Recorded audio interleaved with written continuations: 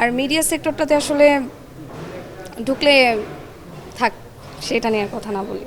আমার মনে হয় সংসার যদি করতে হয় তাহলে মিডিয়াতে কাজ করাটা আমার কাছে একটু মনে হয়। আমি সাংসারিক, আমি একটা সুন্দর সংসার চাই, সুন্দর একটা ভালো জীবন চাই। মিডিয়াতে কিন্তু অনেক অভিনেত্রী রয়েছে যে যারা জনপ্রিয়তা থাকা সত্ত্বেও বিয়ে করে মিডিয়াকে বিদায় জানায়, খুব সুন্দর করে সংসার চালাচ্ছে। আবার অনেক আছে সাংসারিক হয় না, এই বিষয়ে কি বলবে? এটা আসলে যার যার পার্সোনাল বিষয়, এখন যে যেভাবে আসলে মেনটেন করে।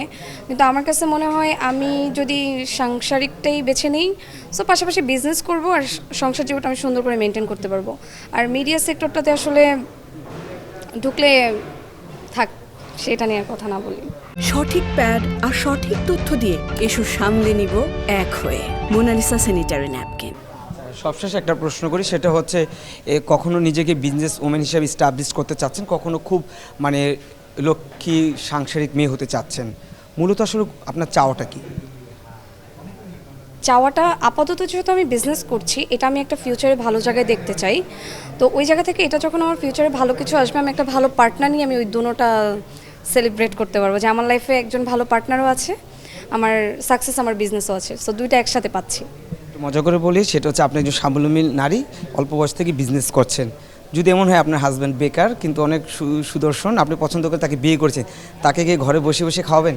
না, আমি বেকার কাউকে বিয়ে করব না। কারণ প্রথমত আমি অনেক স্ট্রাগল করছি, এখন আমি তো সারা জীবনে স্ট্রাগল করব না। আমি হাজব্যান্ড থাকতে হবে টাকা পয়সাওয়ালা। আই নো এটা থাম্বেলে যাবে। অনেক বলে যে মেয়েরা আসলে মানে টাকা পয়সাওয়ালা লোক পছন্দ করে না, তারা আসলে একজন ভালো জীবনসঙ্গী চায়। ভালো জীবনসঙ্গী পাওয়ার পাশাপাশি একজন সেটেল বা এস্টাবলিশড কাউকেই দরকার।